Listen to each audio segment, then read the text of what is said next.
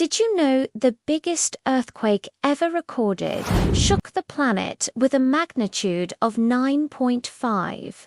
That was the Valdivia earthquake in Chile back in 1960. It left 2 million people homeless. When we look at the list of the 10 most powerful earthquakes ever, a pattern emerges. They almost all happened along the Pacific Ring of Fire. Countries like Chile, the United States, in Alaska, Japan, and Indonesia frequently appear on this list. For example, the 2004 Sumatra earthquake in Indonesia was a magnitude 9.1 and triggered a devastating tsunami that became one of the deadliest disasters in modern history. Then there's the Arling-Yi Tohoku quake in Japan, also a 9.1, which led to the Fukushima nuclear disaster.